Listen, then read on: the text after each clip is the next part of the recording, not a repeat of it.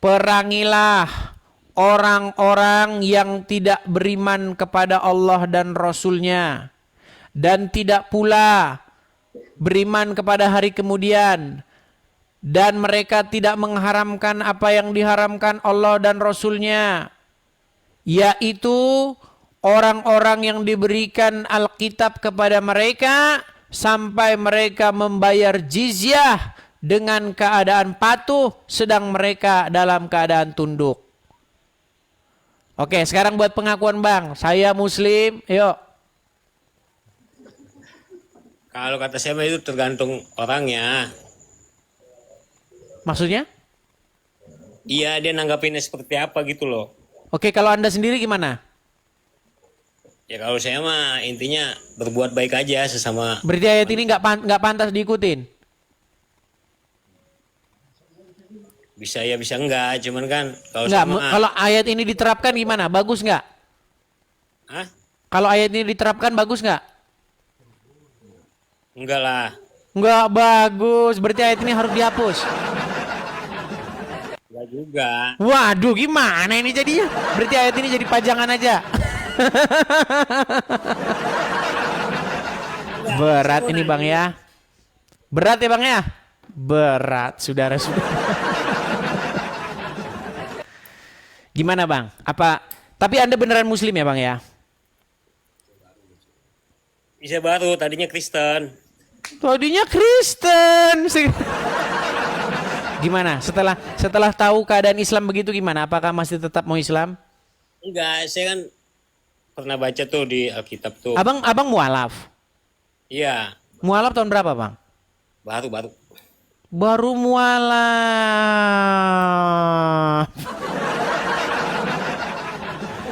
Oke lah, yuk silakan. Mualaf mau belajar nih, silakan yuk. Apa mau pertanyaan Abang sama tentang agama Kristen? Yuk silakan Bang, yuk. Kan di Kristen ada tuh pemungut bea cukai mau ikut Bapak Tuhan Yesus kan. Pemungut bea cukai mau ikut Bapak Tuhan, Pajak. maksudnya gimana? Pemungut cukai itu kan mau ikut Tuhan Yesus. Mau ikut jadi muridnya. Siapa namanya? Lupa saya. Namanya Matius sang pemungut cukai. Ya, Kalau bahasa Ibraninya itu Matat Yahu. Kalau Matius itu versi sudah peyunanian. iya. Matat Yahu namanya aslinya. Terus Gimana? gini, saya tahu nih, bilang kau mengikutiku, buang semua harta bendamu gitu kan. Buang, bukan begitu. Itu beda Bang, beda perikop yang Anda bahas itu bukan tentang Matius. Bagaimana di situ Yesus pernah diundang oleh seorang pemungut cukai, ya kan? Untuk masuk ke rumahnya, ya kan? Dan makan bersama-sama. Atau cerita bagaimana Yesus berjumpa dengan seseorang yang bernama Matatyahu, seorang pemungut cukai. Dia disuruh mengikuti Yesus. Akhirnya dia tinggalkan pekerjaannya. Hmm. Terus pertanyaan Anda? Oh ya, Zakheus ya. Kalau Ya. Matius itu bagaimana Yesus berjumpa dengan dia, kemudian Yesus berkata, ikutlah aku, begitu. Kemudian Matius meninggalkan pekerjaannya dan akhirnya menjadi pengikut Yesus, begitu. Hmm. Sama banyak orang seperti itu Bang. Banyak orang yang tadinya dia duniawi, fokus kepada duniawi, akhirnya setelah dia bertobat, hidup baru, akhirnya dia fokus kepada pekerjaan-pekerjaan ini, pemberitaan Injil. Banyak orangnya, banyak Iya. gak terhitung. Maksudnya intinya begini, kok kata Tuhan Yesus kan, kamu tidak perlu takut bila ikut aku ya kan, tidak akan kekurangan segala sesuatu apapun. Ya, Terus? nggak usah mikirin harta benda lah ya kan. Tapi kan abang kalau begini kan abang dapat harta ini. Apa salah kalau ada orang ngasih kepada saya? Bukan begitu kan kata Tuhan juga. Yang penting kan saya nggak maksa. Kalau maksa seperti yang dilakukan kalau nggak diperangi, dipancung, nah itu bahaya. Seperti ayat yang tadi kita baca. Kan ada terkutuklah orang yang mengandalkan orang, yang meminta kepada orang. Terkutuklah orang yang saya nggak mengandalkan. Ya, abang ini mengandalkan lah sesuatu. Enggak mengandalkan. Kalau mereka mau kasih, kasih gitu. Kalau mereka tidak ngasih, saya enggak apa namanya maksa, apalagi bawa-bawa golok. Berikan kepada saya. Itu tetangga sebelah itu namanya. Betul enggak? Tuh. Bang, di dalam Bible kalau abang baca, makasih Bang Jack. Gini, di dalam Bible Yesus pernah berkata, selama kita ini adakah pernah engkau merasa kekurangan? Tidak pernah, selalu dicukupi. Ya, di dalam Bible tidak pernah Yesus dan murid-muridnya membawa-bawa golok atau membawa-bawa lembing, sepasukan berkuda, bala tentara untuk menakut-nakutin orang. Supaya apa? Supaya masuk jadi pengikut Yesus. Kalau enggak harus setor duit. Enggak ada. Bang, Anda mau tahu siapa Muhammad?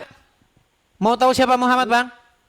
Cuman kan di situ kan maksudnya Enggak, Anda ini kan mualaf. Anda kan lebih senang ngikutin Muhammad. Betul? Anda mau tahu enggak harta rampasan perang yang dijarah oleh Muhammad? Tahu enggak? kalau saya mah intinya gini, kalau saya mah buat Hmm. baik. Bang, tahu gonimah enggak? Gonimah tahu enggak gonimah? Ini mah tuh apa ya? Nih, saya tampilkan ya. Apa itu gonimah? Gonimah itu, Bang, nih saya tampilkan ya. Gonimah. Nih, saya balikkan kamera saya. Duh, banyak lalat sih. Nih, gonimah ya. Apa yang dimaksud dengan gonimah? Gonimah itu adalah harta rampasan perang jatahnya Muhammad. Nih, perhatikan. Bentar ya.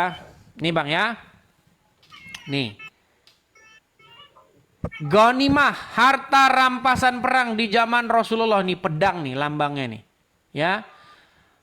Ada beberapa perang yang terjadi pada masa Rasulullah. Usai perang biasanya akan dibagikan ghanimah, yakni harta rampasan perang. Oke? Nah, Anda mau tahu berapa harta rampasan perang yang didapat oleh Muhammad? Nih, saya tampilkan. Kalau saya ngomong nanti Anda nggak percaya. Yang ngomong Ustadz besar saja. Nih, Ustadz Abdul Somad. Berapa harta rampasan perang hasil jarahannya Muhammad? Nih, dengar. Perhatikan. Perhatikan. Habil. Tak kurang dari 50.000 keping uang dinar. Zaman Nabi tak ada duit kertas. Zaman Nabi itu uangnya di dinar. Uang dinar itu satu keping beratnya 4,25 gram. 4,25 gram emas itu kalau sekarang 4 juta sekian. Karena 1 gram sekarang sudah 1 juta sekian. Tapi karena kita udah lama kenal, harga lama aja lah, 2 juta aja lah. 50.000 keping kali 2 juta. Kalau di total sekarang rupiah berapa dapat Nabi waktu perang Badar tahun kedua itu? 50.000 keping kali 4,25 gram kita hargai 2 juta.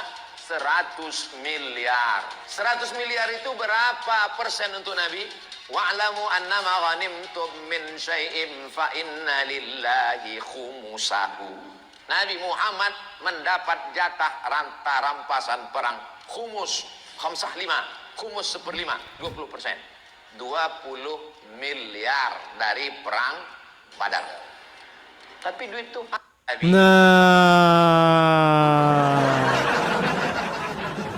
Ghanimah atau harta jarahan perang yang didapat oleh Muhammad itu bermiliar-miliar. Ya, tapi kan itu dibagi-bagi ke fakir miskin. Bagi-bagi parkir miskin. Bang, sama Muhammad dibeliin tanah. Namanya tanah Fadak, tahu? Tanah itu akhirnya jadi rebutan. Nah, makanya itu rebutan itu. Dipaksa. Akhirnya itu ingin dituntut oleh Fatimah anaknya Muhammad. Ya dulu nggak ada surat. Nah, aduh, Anda nggak belajar agama Islam. Muhammad itu punya tanah, namanya tanah Fadak. Tanah itu setelah Muhammad meninggal, ingin diambil oleh anaknya Muhammad, namanya Fatimah. Tapi sama Umar, sama Khalifah yang pertama, Abu Bakar, tidak bisa. Itu harus kembali ke tanah itu. Baca sejarah agama Islam. Baca. Itu warisan. Tanah ya. Gimana Anda ini? Anda tahu tanah Fadak? Nih ya tanah Fadak. Nih saya tampilkan lagi. Aduh, Umar, saya harus ngajarin orang Islam nih seperti ngajarin anak SD teman-teman ya. Nih ya, tanah Fadak. Nih ya, Itu harusnya jadi milik Fatimah. Nih. Nih. Perhatikan, saya akan tunjukkan kepada kalian peristiwa Tanah Fadak ya. Perhatikan ya. Saya akan tunjukkan, saya akan bacakan kepada kalian. Nih, saya balik kamera saya. Bagaimana peristiwa tragis setelah Muhammad meninggal nih. Sampai cucu-cucunya semua dibantoi semua bang, biar Anda tahu. Nih, lihat nih. Ini yang terjadi kepada keluarganya Muhammad nih. Nih, setelah Muhammad meninggal. Perhatikan. Perhatikan ya, peristiwa Tanah Fadak nih. Peristiwa Fadak adalah peristiwa, aduh sebentar ya. Nih, peristiwa Fadak adalah peristiwa perampasan Fadak dari tangan Fatimah. Ya. Oleh Abu Bakar yang terjadi setelah wafatnya Nabi. Abu Bakar berdasarkan hadis Nabi yang dikatakan bahwa perawi hadis tersebut ada hanya Abu Bakar mengklaim bahwa para nabi tidak meninggalkan warisan, namun Fatimah memberikan jawabannya bahwa Nabi telah memberikan Fadak kepadanya sebelum wafat dan ia membawakan 2 orang saksi yaitu Imam Ali beserta Ummu Aiman. Menurut pandangan beberapa ulama Syiah dan sebagian ulama ahlu sunnah mengatakan bahwa pemberian ini terjadi ayat Zawil Qurba turun dan diperintahkan kepada Nabi untuk memberikannya kepada Zawil Qurba, hak mereka. Ini gambarnya Tanah Fadak nih, kebun ya. Nah, dalam sebuah nukilan disebutkan bahwa Abu Bakar menegaskan dalam sebuah kertas bahwa Tanah Fadak tersebut adalah milik Syaidah Fatimah SA. Namun Umar mengambil kertas itu dari Fatimah dan merobeknya. Menurut riwayat lainnya bahwa Abu Bakar tidak menerima saksi-saksi yang dibawa oleh Sayyidah Fatimah, putri Nabi saat gugatannya dan suaminya. Ya. Imam Ali AS tidak menuai hasil. Ia pergi ke masjid dan berkhutbah di sana. Dia dalam khutbah tersebut yang dikenal dengan khutbah Fadakiyah. Ya, tersebut yang dikenal dengan khutbah Fadakiyah berbicara tentang perebutan kekhalifahan dan hadis yang dibawakan oleh Abu Bakar mengatakan bahwa Nabi tidak meninggalkan warisan, menyebutnya sebagai hadis yang bertentangan dengan ayat-ayat Quran dan menyarankan Abu Bakar ke pengadilan Allah di hari kiamat. Dan setelah peristiwa yang memilukan tersebut, Sayyidah Fatimah SA marah pada keduanya, maksudnya Umar dan Abu Bakar, hingga beliau menuai cawan syahadah. Nih, setelah Nabi wafat, Fadak jatuh ke tangan para khulafa dan terus berpindah-pindah dari tangan ke tangan dan seterusnya. Ini panjang nih ceritanya nih. Ini panjang ceritanya. Keluarganya Muhammad itu bang diberangus bang. Yang terjadi apa kepada keluarganya Muhammad bang? Keluarganya Muhammad diberangus, cucunya Hasan dan Husain. Anda tidak belajar agama Islam, sejarah agama Islam. Puyeng kalau saya. Ya puyeng gimana? Taunya apa? Oke lah, belajar lagi ya bang ya. Ini saya nanya, kan kalau pengikut Yesus kan nggak usah mikirin harta benda. Iya, akan dicukupkan itu, akan dicukupkan. Iya, kok kamu ini ya nyari? Loh, kalau ada orang memberi, masa nggak boleh? Gimana Anda ini? Maksudnya kalau ada orang memberi ditolak gitu. Jangan. Gitu. Maksudnya nanti siarannya wifi-nya pakai anu aja, jangan. Siarannya pakai anu aja, pakai sinyal dari langit, dari anu. Gitu.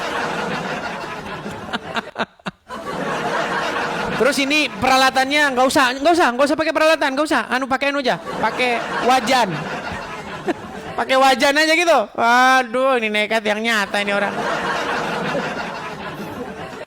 Terus tinggalnya anu aja, nggak usah, tinggalnya anu aja, langsung pakai sinar matahari langsung dari langit gitu.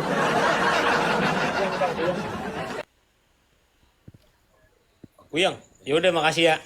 Puyeng nih, gimana nggak puyeng? Bang, tapi sebentar saya mau tanya, anda beneran mualaf ini? Beneran mualaf? Hah? Iya, iya. Kapan mualafnya? Tahun berapa? Baru belum 2 minggu. Dimualafkan di mana? Istiqlal. Istiqlal. Yang memualafkan? Ada Ustadz sama Kiai Haji. Sebelumnya apa?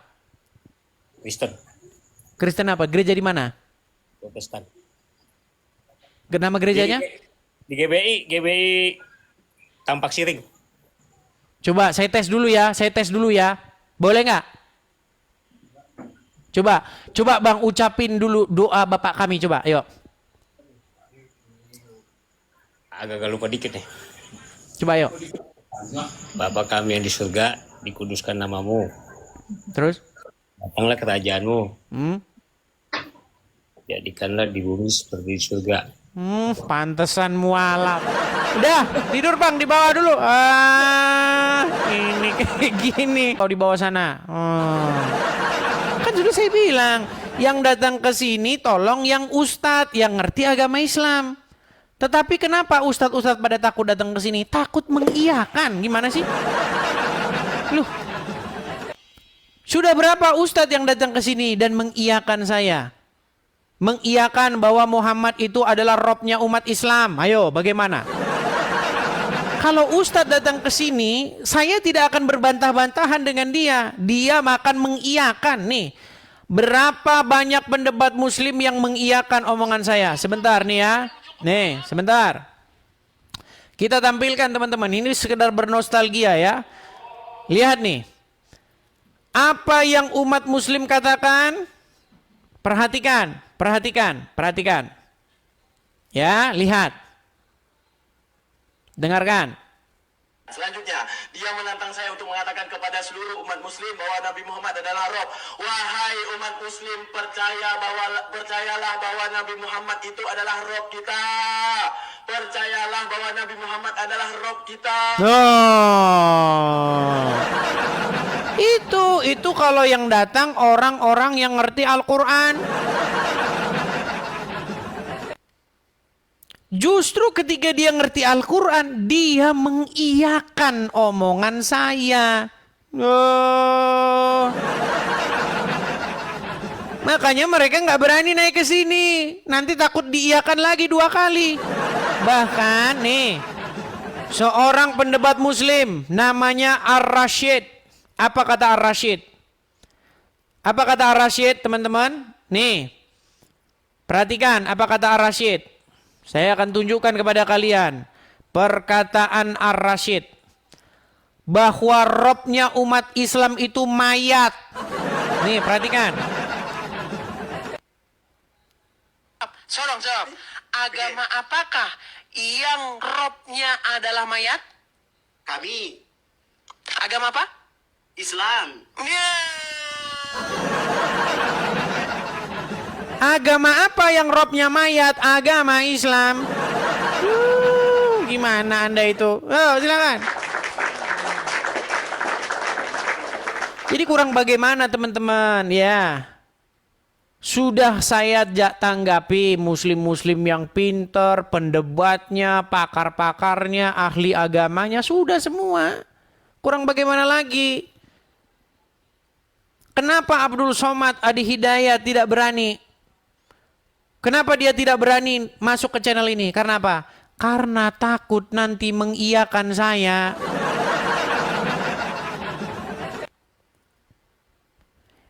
Tasik Ngaji menantang diskusi. Saya suruh naik ke sini atau saya yang naik ke channel kamu? Buru-buru dia. Sebelum kejadian, buru-buru dia akui Muhammad itu Rob. Buru-buru dia akui itu. Ketika dia belum debat dengan saya, dia sudah buru-buru ngakuin. Nah, Belum berdebat dengan Edis TV, Tasik Ngaji akui Muhammad adalah Rob. Rob itu artinya Tuhan. Dan orang Islam itu mengakui bahwa Muhammad itu Robnya. Ya, yang terakhir yang mengakui Muhammad itu Robnya, bahkan sebelum berdebat dengan saya adalah orang ini. Nabi Muhammad bisa dikatakan Rob. Nah, belum debat udah buru-buru ngakuin.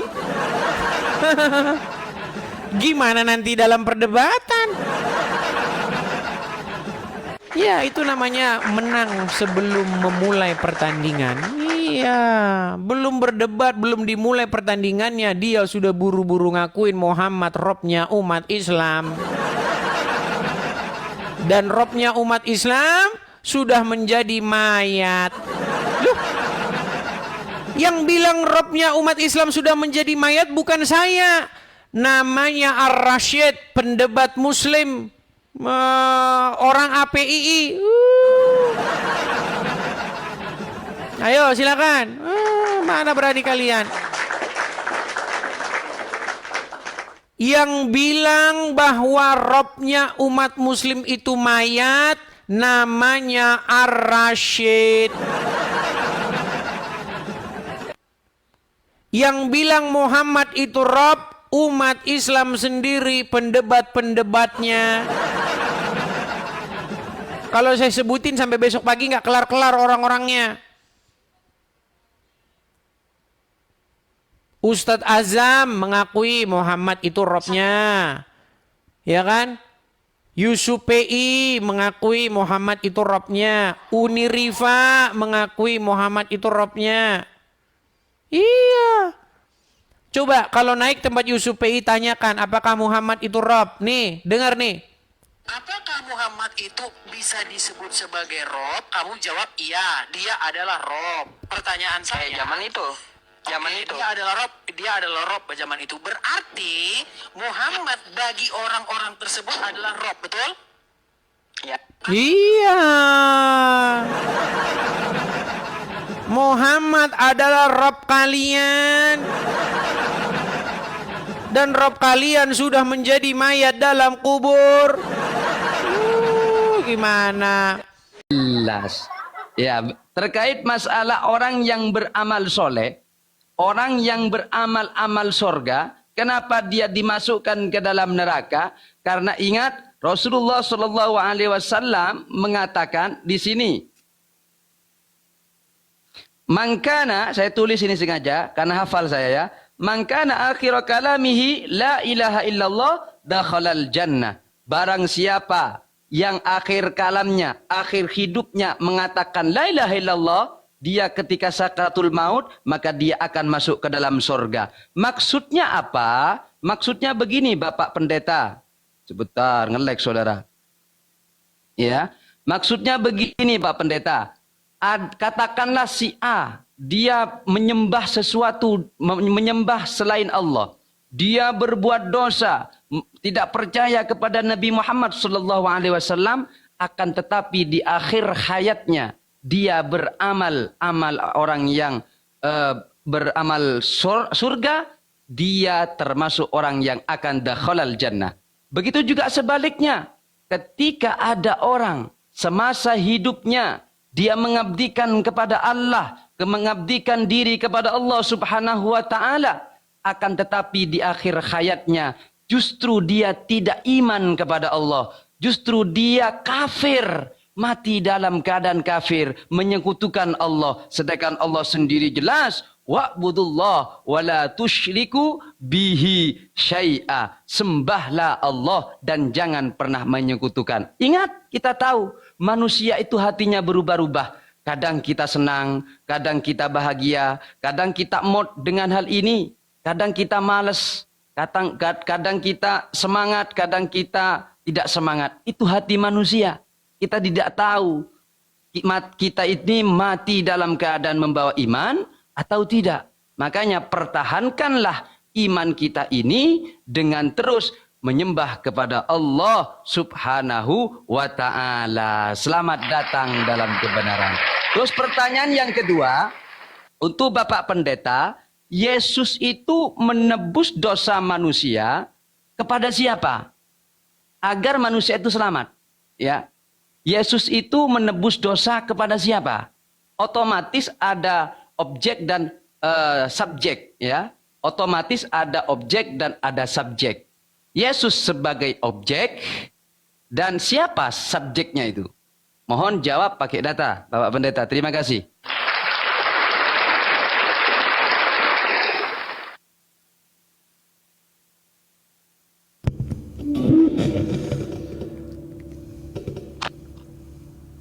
Mungkin ada yang lagi mau ditambahkan, masih boleh saya. Enggak, saya enggak perlu.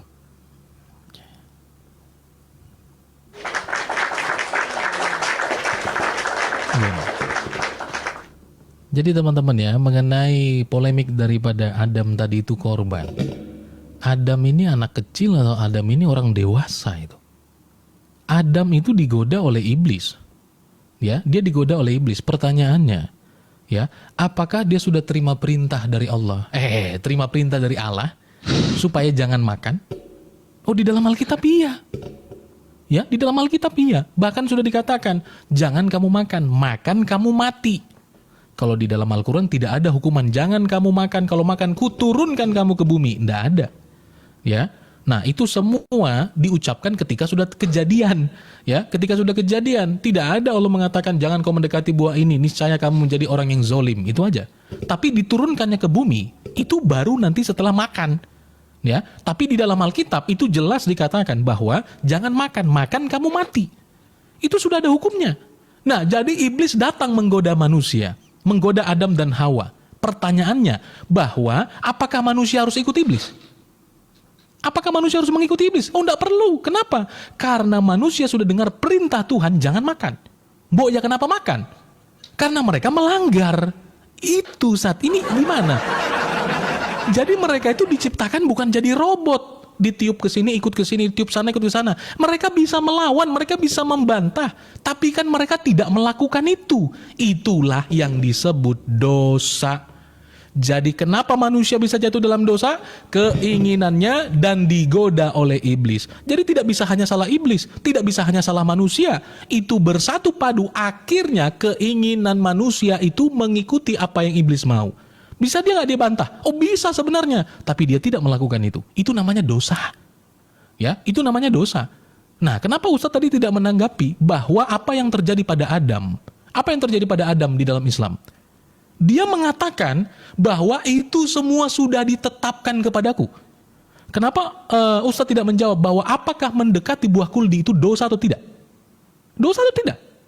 Ya, kalau itu dosa dan Adam mengakui itu sudah ditetapkan kepadaku. Lah, ini dia. Ya, tadi sudah saya bawa dalilnya. Saya sudah bawa teman-teman. Makanya tolong di screenshot atau teman-teman dilihat hadisnya. Ya, Adam tidak terima ketika Musa mengatakan kamu ini yang menyebabkan manusia mati. Ya, kamu yang menyebabkan manusia bla bla bla. Adam bilang, kamu kan udah terima Taurat. Ya, kamu nggak tahu itu semua sudah ditetapkan, Ustaz. Makanya saya tanya, ya Ustaz, saya tanya, mendekati buah kuldi itu tadi, ya, itu sebenarnya dilarang atau tidak sih? Dilarang atau tidak? Kalau ternyata itu dilarang, tapi pengakuan Adam tadi di sini dia katakan itu semua sudah ditetapkan kepadaku. Jadi gimana? Ya, sudah gimana? Nah, maka kaitannya dengan itu tadi adalah ternyata sudah ditetapkan.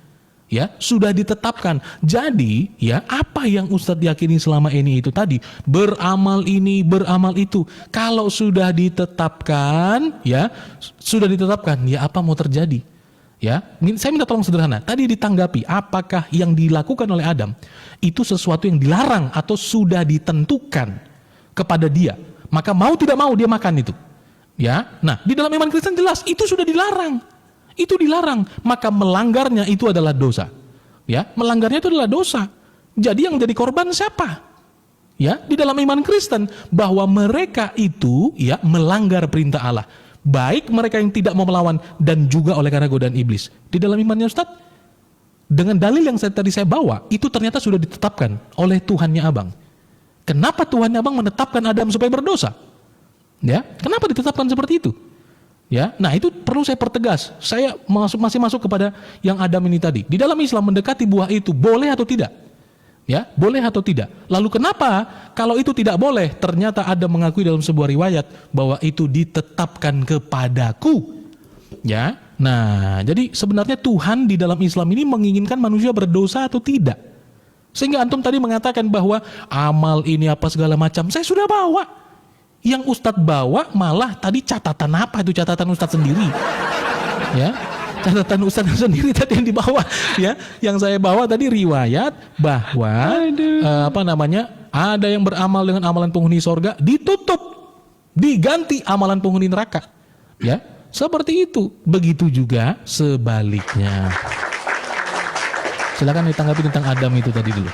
Oke. Jadi tidak dijawab pertanyaan saya ya. Tidak dijawab terkait masalah Yesus menebus dosa itu ke siapa, dan juga terkait masalah apa? Habis ini saya jawab. Silakan.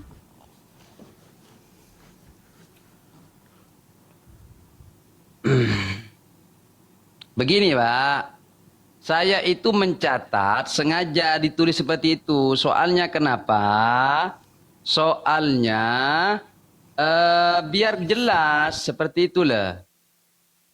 Sebentar. Saya tunjukkan data. Begini. Jadi orang yang beramal soleh, beramal-amal seperti halnya amalan orang yang ahli surga, akan tetapi dia masuk ke dalam neraka. Itu kenapa?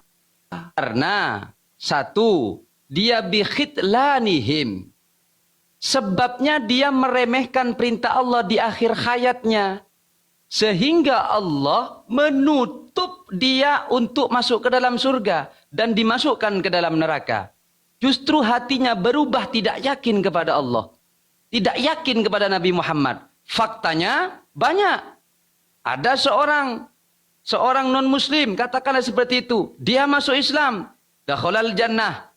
Walaupun dia beramal dosa mulai dari balik sampai dia umur 40, akhirnya dia masuk ke dalam agama Islam, dakhalal jannah. Makanya man kana akhir kalamihi la ilaha illallah dakhalal jannah. Barang siapa di akhir hayatnya mengatakan la ilaha illallah, maka dia akan masuk ke dalam surga. Itu hadis Rasulullah SAW. Bukan tulisan saya.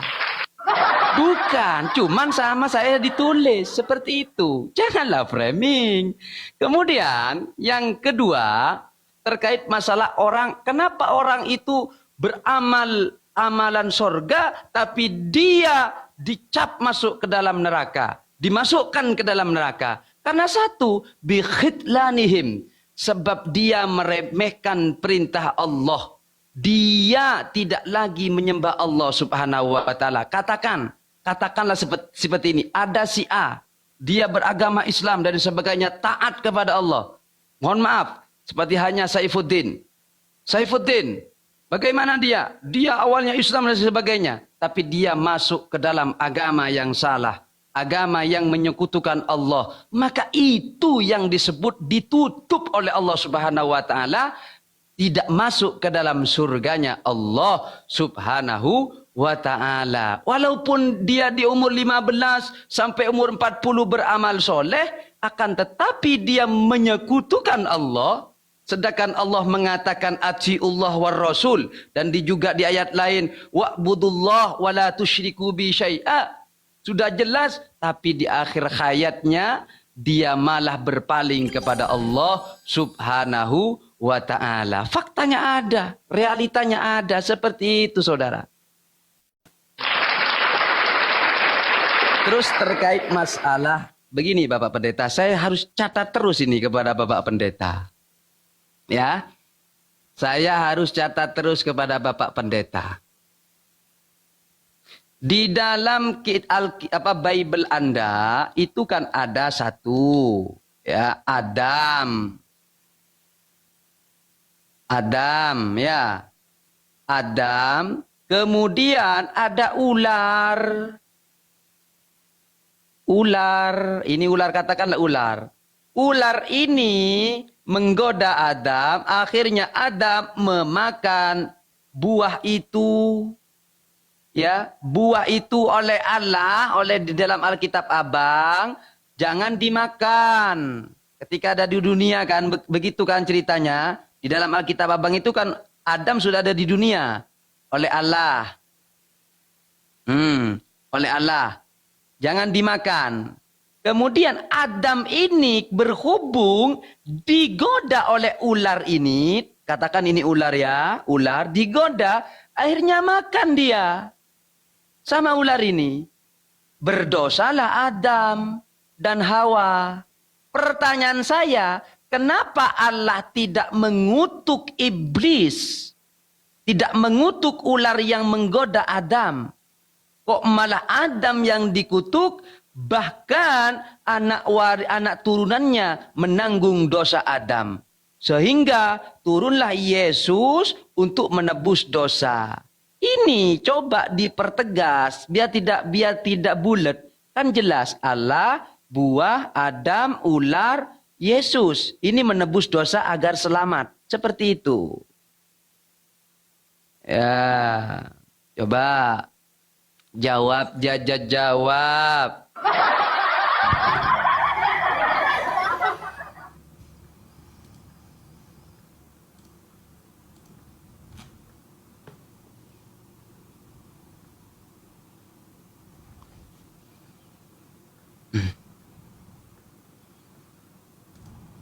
Helikopter, helikopter.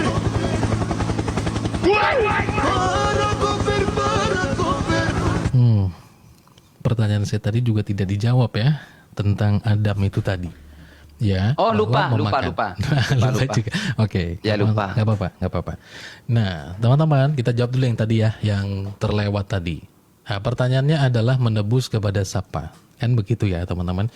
Nah, menebus kepada siapa? Nah, bahwa kita tahu, teman-teman sekalian, hukum yang Allah tetapkan bahwa jangan makan buah, makan mati. Ingat ya, teman-teman. Jangan makan buah nanti mati. Itu hukum, Pak. Hukum yang dibuat siapa? Hukum yang dibuat Allah kepada manusia. Ya, maka kematian itu harus ditanggung oleh semua manusia. Ya. Nah, maka daripada itu, bisakah kemudian kita keluar daripada kematian? Tidak bisa. Ya, tidak bisa, teman-teman. Maka seluruh keturunan Adam dan Hawa itu adalah keturunan yang sudah cemar dengan natur dosa. Ya, sudah cemar. Kenapa? Karena semua manusia pasti mati. Ya, semua manusia pasti mati. Tidak ada manusia yang tidak mati. Ya, tidak ada. Nah, maka daripada itu teman-teman sekalian, bahwa manusia semua dari keturunan Adam pasti mati, itu menjelaskan realita kebenaran. Inilah sejarah kematian yang terjadi. Bahwa tidak ada manusia yang tidak cemar dengan dosa. Dan Alkitab pun mengatakan bahwa karena semua manusia telah berbuat dosa dan telah kehilangan kemuliaan Allah. Nah, maka teman-teman sekalian, bahwa tuntutan hukum Allah itu tidak akan mungkin dipenuhi oleh manusia. Tidak akan mungkin, teman-teman. Ya, tidak bisa. Nah, maka daripada itu, siapakah yang bisa memenuhi tuntutan manusia? Siapakah yang bisa memenuhi tuntutan manusia itu? Dia tidak boleh berdosa. Tidak boleh berdosa. Ya, tidak boleh berdosa sama sekali. Siapa yang tidak berdosa dari antara manusia? Tidak ada. Ya, tidak ada. Nah, di sana ada yang tidak berdosa, tapi bukan manusia. Itulah sebabnya sang firman Allah itu mau datang sebagai manusia, agar tuntutan terhadap hukum itu mampu dilaksanakan oleh manusia yang tidak berdosa tadi. Ya, yaitu pribadi Yesus Kristus yang datang. Harus tidak berdosa, karena manusia yang sudah berdosa tidak bisa. Dia mau menyelamatkan orang lain, apalagi menyelamatkan dirinya sendiri, karena dia sendiri berdosa. Ya, maka harus yang tidak berdosa mau datang sebagai manusia. Itulah pribadi Yesus Kristus. Nah, maka teman-teman di dalam Galatia yang sering kali ya teman-teman pakai itu kadang-kadang untuk ya biasalah teman-teman ya di dalam ketidakpahaman. Di dalam Galatia 3 teman-teman ya, Galatia 3 yang sering kali dipertanyakan. Galatia 3 ya, kita buka dulu teman-teman baca ya. Apa yang dikerjakan di sana ya, Galatia 3. Sebentar ya. Kristus telah menebus kita dari kutuk hukum Taurat. Ya, dengan jalan menjadi kutuk karena kita. Sebab ada tertulis, terkutuklah orang yang digantung pada kayu salib. Jadi waktu kita katakan itu menebus kepada siapa? Menebus kepada tuntutan hukum tadi yang tidak mungkin dilaksanakan oleh manusia. That's why Yesus Kristus mau menanggung kutuk itu tadi. Kutuk dosa itu apa? Kutuk dosa itu kematian. Ya, kutuk dosa itu kematian. Nah, maka daripada itu teman-teman sekalian, itu hanya bisa ditanggung oleh yang tidak berdosa. Karena kalau Yesus berdosa, dia juga harus membutuhkan penebus. Itulah kenapa Yesus itu penebus, karena dia tidak berdosa dan dia mau melaksanakan itu. Ya, dia mau melaksanakan itu, dia mau mengerjakan itu, teman-teman sekalian. Jadi menebus kepada siapa? Menebus kepada hukum yang dia terapkan kepada manusia, yang sampai kapanpun manusia tidak mampu untuk memenuhinya. Itu dia, teman-teman sekalian ya.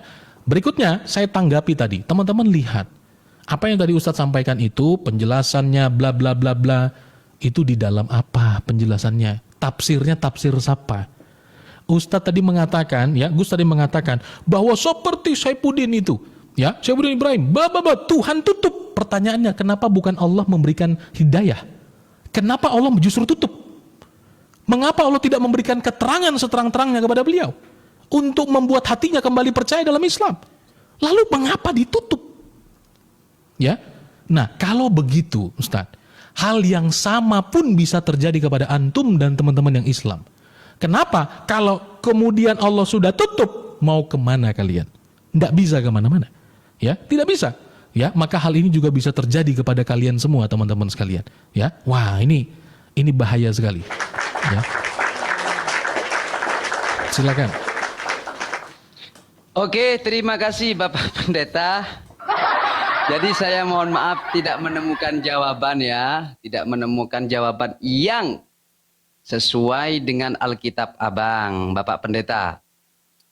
Begini Bapak Pendeta, kan saya sudah tegaskan dari awal, kenapa orang itu bisa berbuat salah di akhir hayatnya atau menyekutukan Allah. Satu, bikhidlanihi iyahum. Dia meremehkan Allah. Oke, saya tunjukkan datanya ya. Saya tunjukkan datanya kepada Bapak Pendeta. Sebentar Bapak Pendeta.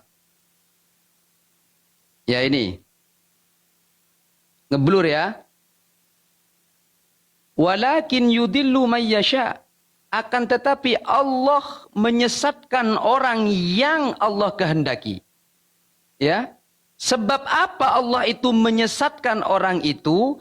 Bikhidlanihi iyahum. Sebab dia meremehkan perintah Allah.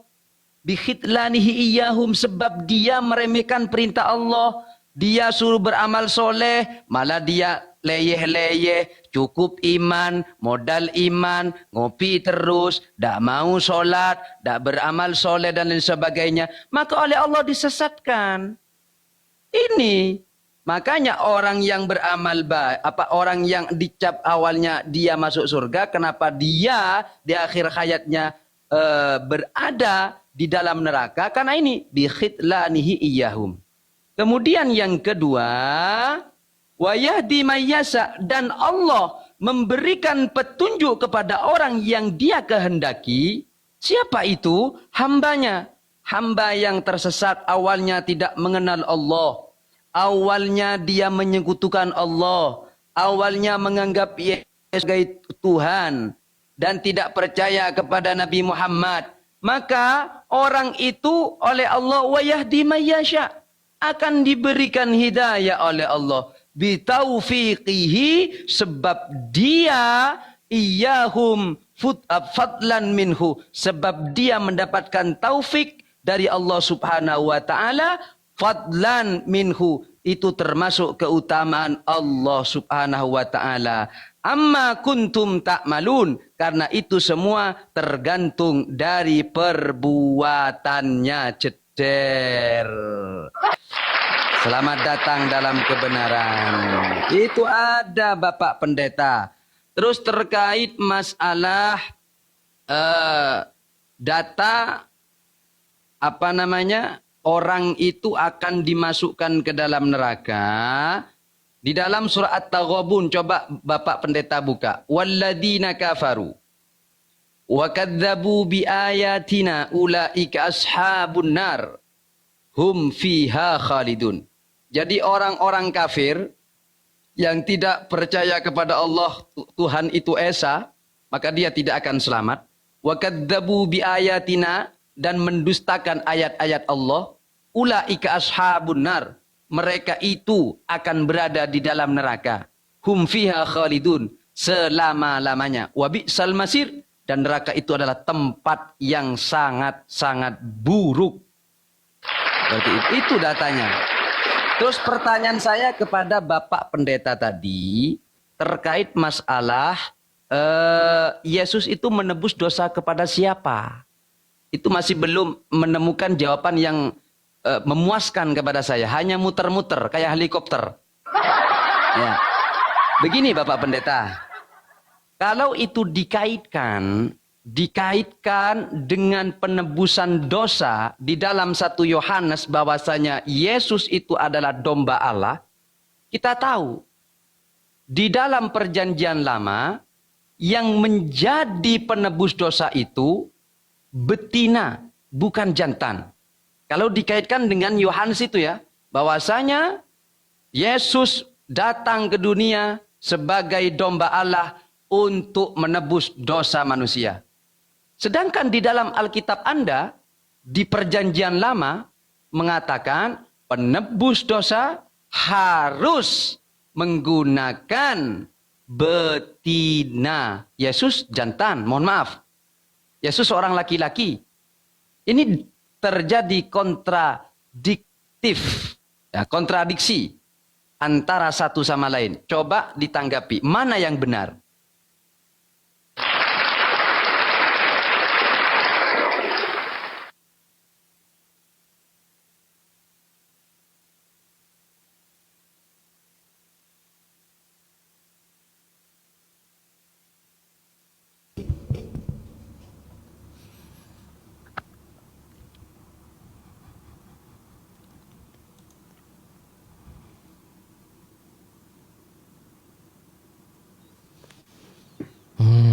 Oh, sampai lupa saya terkait masalah Adam, lupa. Helikopter, helikopter. Lupa masalah Adam, lupa saudara. Paracoper. Ya, itu dia teman-teman ya. Sudah diakui, jadi biar helikopter yang berbicara. Teman-teman ya, coba teman-teman bayangkan, pikirkan baik-baik. Seperti apa yang dijelaskan sendiri oleh Ustadz teman-teman ini. Ya, dikatakan bahwa Allah menyesatkan siapa yang dia kehendaki. Bukankah teman-teman mendengarnya itu sangat mengerikan? Kami tidak pernah mengenal tugas daripada seorang Allah yang maha kuasa. Tugasnya itu menyesatkan. Ya, atau dia melakukan penyesatan, teman-teman. Ya, ini mengerikan. Makanya tadi ketika dikatakan membawa contoh Pak Saifuddin Ibrahim, ya, dan itu Allah yang tutup. Jadi bukan diberikan keterangan, tapi malah disesatkan. Itu bukan kata saya, itu kata beliau itu tadi. Makanya itu sangat mengerikan dan itu bisa terjadi pada kalian semua. Kalau Allah menghendaki kalian sesat, ya sesat. Kamu mau gimana pun kamu tidak bisa kemana-mana. Ya, itu dia. Maka pikirkan baik-baik teman-teman sekalian. Bahwa apakah Allah yang suci, Allah yang luar biasa, sumber kebaikan, bisa sekaligus menjadi sumber kejahatan. Ya, saya tidak pernah terpikirkan, bahkan tidak pernah terbesit dalam hati saya Tuhan melakukan hal itu. Ya, itu dia teman-teman. Nah, karena kalimatnya adalah menyesatkan siapa yang ia kehendaki. Ya, itu dia tadi. Siapa yang ia kehendaki. Nah, maka daripada itu, teman-teman, bahwa itu bukan Allah yang kami kenal di dalam iman Kristen. Karena di dalam Alkitab dikatakan sejak dalam perjanjian lama, teman-teman sekalian, dikatakan rancanganku adalah rancangan damai sejahtera dan bukan rancangan kecelakaan. Apalagi rancangan menyesatkan. Ya, menyesatkan. Ya, nah atau ya tadi dikatakan menyesatkan karena di dalam Alkitab penyesat itu adalah iblis. Ya, itu dia, dan itu tidak boleh diambil oleh siapapun, teman-teman sekalian. Ya, itu iblis menyesatkan.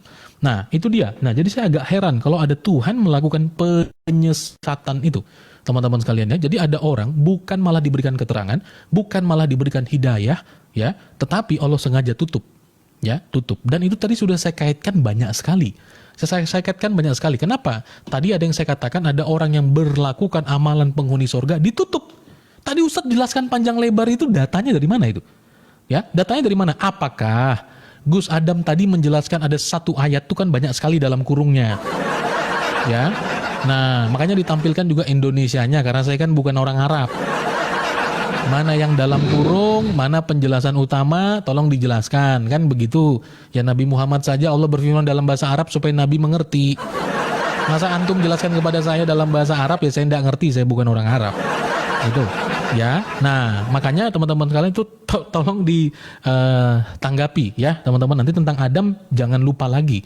Tadi sudah saya katakan, Ustadz, bahwa ditebus kepada tuntutan hukum. Tolong teman-teman ya, disadarkan supaya jangan lupa lagi, ditebus terhadap tuntutan hukum. Tuntutan hukum itu menuntut manusia yang berdosa harus mati. Itu hukum Allah. Tetapi hukum Allah itu terlalu tinggi, tak satu pun kemudian kita dapat menjangkaunya karena semua manusia berdosa. Ya, semua manusia berdosa. Itu dia. Nah, saya ingatkan lagi, dilakukan terhadap ya atau ditebus kepada tuntutan hukum. Biar jangan diulang-ulang lagi teman-teman sekalian ya. Nah, tidak ada manusia yang mampu memenuhi tuntutan itu. Karena bisa nggak manusia bayar dosanya sendiri? Bisa saja, tapi kamu harus mati. Dan waktu kamu mati kamu udah bisa bangkit. Karena itu layak bagi yang berdosa. Ya, karena upah dosa adalah maut. Ya, seperti itu. Nah, bagaimana caranya manusia diselamatkan, dosa diampuni dan dia tetap hidup? Maka menyerahkan dirinya kepada Kristus. Itu dia, teman-teman sekalian.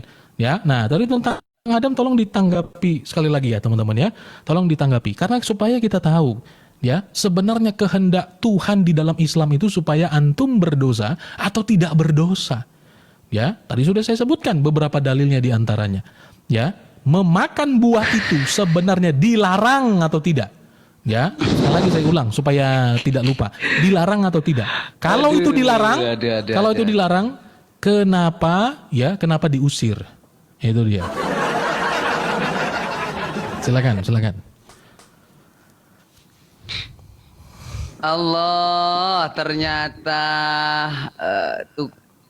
Bapak Pendeta memelintir apa yang saya katakan, bahkan memframing. Allah itu menyesatkan katanya. Lanjutkan Bapak Pendeta. Kan saya mengatakan bikhidlanihim, sebab orang itu meremehkan perintah Allah, menentang perintah Allah. Jangan dipotong-potong. Terus terkait masalah kami menampilkan data dengan bahasa Arab kok tidak ada terjemahannya. Kan saya sudah translate dengan apa yang saya jelaskan tadi. Kami ini bukan orang terjemahan, Bapak Pendeta. Agama kami bukan agama terjemahan. Ya, bukan agama terjemahan. Terus terkait masalah Yesus itu menebus kepada siapa? Anda masih belum jawab. Menebus kepada siapa? Anda masih belum menjawab. Oke, di sini wa idz qala rabbuka lil malaikah, surah Al-Baqarah, buka. Wa idz qala rabbuka lil malaikati inni ja'ilun fil ardi khalifah. Dan ingatlah ketika Tuhanmu berfirman kepada para malaikat, ya, inni ja'ilun fil ardi khalifah, sesungguhnya aku akan menjadikan khalifah di muka bumi. Kemudian qalu ataj'alu fiha may yufsidu fiha wa yasfiku dima. Malaikat berkata, apakah engkau ataj'alu fiha may yufsidu fiha wa yasfiku dima? Mereka berkata, apakah engkau hendak menjanjikan orang-orang yang merusak dan menumpahkan darah di sana? Sedangkan kami ya Allah, wa nahnu nusabbihu bihamdika wa nuqaddisu lak, selalu bertasbih dan memuji terhadapmu. Qala inni, apa kata Allah? Qala inni a'lamu ma la ta'lamun. Aku sesungguhnya yang lebih paham, yang lebih tahu daripada para malaikat yang bertanya kepada Allah. Surah Al-Baqarah ayat ke-29. Jadi itu semua skenario Allah Subhanahu wa taala, karena Allah sendiri akan menjadikan khalifah. di muka bumi. Kemudian malaikat berkata, qalu ataj'alu fiha may yufsidu fiha wa yasfikud dima wa nahnu nusabbihu bihamdika wa nuqaddisu lak. Qala inni a'lamu ma la ta'lamun. Oke, terus Bapak Pendeta ini kok memframing saya, Tuhan saya itu menyesatkan, kok hanya dipotong-potong. Ini gimana Bapak Pendeta? Coba ini di dalam Alkitab Bapak Pendeta ya. Ini di dalam apa ini ya? Di dalam kitab Bapak Pendeta di sini mengatakan, jangan kamu menyangka bahwa aku datang untuk membawa damai. Ini Yesus yang ngomong ya. Bahwa aku datang untuk membawa damai di atas bumi. Aku datang bukan untuk membawa damai, melainkan pedang. Jadi Tuhan abang sebenarnya yang membuat kerusakan ini, yang membuat perpecahan ini Tuhan abang, bukan Tuhan saya. Ini jangan kamu menyangka bahwa aku datang untuk membawa damai di atas bumi. Aku datang bukan untuk membawa damai, melainkan pedang. Kemudian Bapak Pendeta, di dalam Matius kalau tidak salah ini ya. Ya sebentar lagi saya jawab itu. Ini. Jangan kamu menyangka bahwa aku datang untuk membawa damai di atas bumi. Aku datang bukan untuk membawa damai, melainkan pedang. Sebab aku datang memisahkan orang dari ayahnya, anak perempuan dari ibunya, menantu perempuan dari ibu mertuanya, dan musuh-musuh orang ia seisi rumahnya. Jadi Yesus ini datang bukan untuk perdamaian, apalagi menyelamatkan. Ternyata misinya untuk membuat perpecahan. Tolong jawab pakai data. Ya. Pertanyaannya. Katanya Yesus datang untuk menyelamatkan manusia. Ya, Yesus datang untuk menyelamatkan manusia, tapi endingnya bagaimana? Dia diutus, dia datang bukan untuk kedamaian, melainkan perpecahan. Dia sendiri mengatakan di dalam Matius 10 dan lain sebagainya.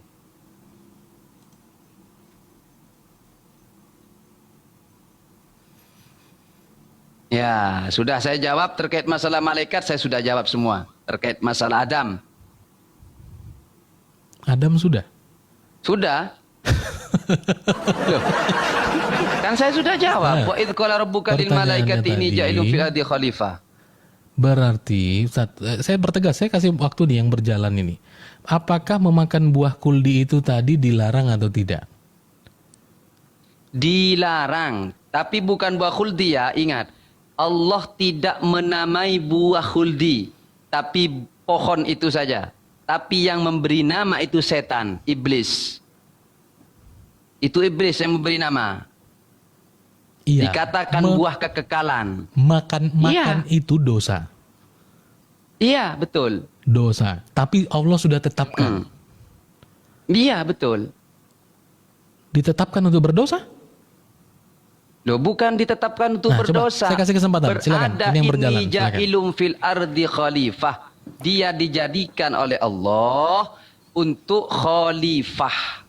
Menetap di muka bumi. Seperti itu. Oke. Saya ambil waktu saya. Ayo, jawab. Jawab itu ya. Kamu nyerang-nyerang Allah itu menyesatkan dan sebagainya. Padahal saya sudah jelaskan.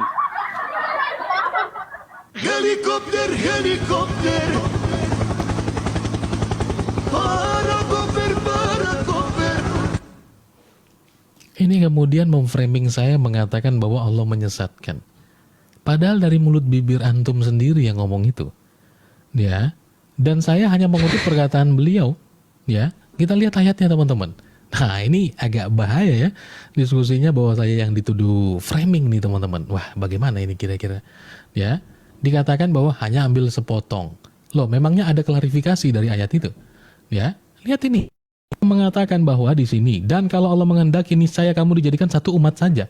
Tetapi Allah menyesatkan siapa yang dia kehendaki dan memberi petunjuk kepada siapa yang dia kehendaki. Kan itu. Di mana saya memframing, ya, bahwa perlakuan ada penyesatan di sini, ya, ini salah apa benar? Jadi siapa yang mau dia kehendaki sesat pasti sesat enggak? Apakah yang dia tetapkan sesat bisa dapat petunjuk? Atau siapa yang dia dapat petunjuk bisa sesat? Nah, tolong teman-teman? Penalarannya ditingkatkan gitu loh. Ya. Ya, jadi ini kita jangan baper-baperan teman-teman, ya. Tapi penalarannya bahwa betul tidak di sini ada yang disesatkan menurut kehendaknya. Betul atau tidak? Ya, karena di sini katakan Allah menyesatkan siapa yang dikehendaki. Kok saya dibilang framing? Ya. An-Nahl 93. Ya. Nah, dia menyesatkan siapa yang dia kehendaki. Ini bukan kalimat saya. Ini kalimat dalam Al-Quran. Dan memberikan petunjuk kepada siapa yang dikehendaki. Maka konsekuensi logisnya, bisakah orang yang dapat petunjuk jadi sesat? Atau siapakah yang kemudian bisa mendapat petunjuk kalau dia sudah disesatkan? Itu. Ya. Nah, jadi itu bukan kalimat saya.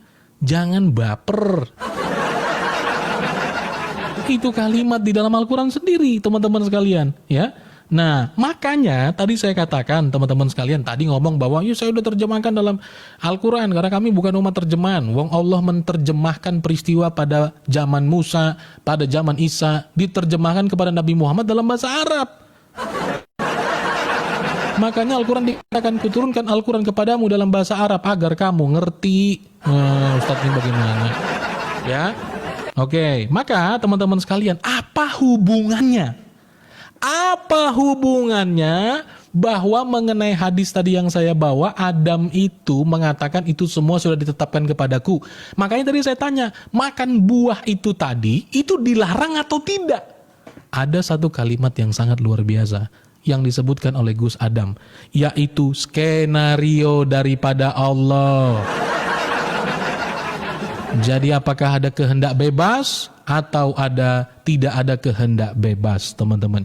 Jadi memang Adam di sini, ya, Adam di sini ternyata sudah ada skenario, Ustaz. Ya, ada skenario. Makanya saya katakan tadi, makan buah itu tadi dosa atau tidak? Kalau makan buah itu tadi dosa, kenapa diskenariokan supaya berdosa? Saya selalu menggunakan tanda tanya, tapi Ustadz selalu baper. Ya, saya selalu pakai tanda tanya. Kenapa Allah menskenariokan bukan dia supaya tidak makan, diskenariokan supaya makan. Jadi, apakah supaya kehendak Allah itu jadi, manusianya harus dibuat terpaksa berdosa? Kenapa saya katakan dibuat terpaksa? Karena tadi sudah saya bawa dalilnya Ustaz. Ini Ustaz, dalam Sahih Bukhari 4367. Ya, di sini dikatakan Adam berkata lagi, "Bukankah kamu mendapatkan di dalamnya bahwa hal itu telah ditetapkan kepadaku?" Kenapa? Sebelumnya tuntutannya tadi Adam Musa marah-marah tuh kepada Adam. "Kamu yang sudah mengeluarkan manusia dari bumi." Wah, enggak terima ini Pak Adam. Pak Adam malah balik, "Kamu enggak tahu itu sudah ditetapkan kepadaku." Pertanyaannya, makan buah itu tadi dilarang, tapi dipaksa untuk dimakan supaya jadi khalifah di bumi kah Ustaz? Tolong dijawab. Jangan baper Ustaz. Kalimat mengatakan tadi sesat itu bukan dari saya. Nah, terkait tadi ayat Alkitab yang dibawa, ini sembarang comot ya, teman-teman ya, sembarang comot. Kalimat yang dibawa tadi dalam Matius 10, teman-teman, itu karena orang mengikuti Yesus. Ya, orang-orang yang mengikuti Yesus itu konsekuensinya dijauhkan dari keluarga, dihapus dari kakak. Yang terjadi dengan Bang Pendi yang sudah terima Yesus dan sebagainya. Oh, diusir dia dari keluarga. Nah, jadi apakah ada hubungan yang baik yang terjadi? Tidak ada.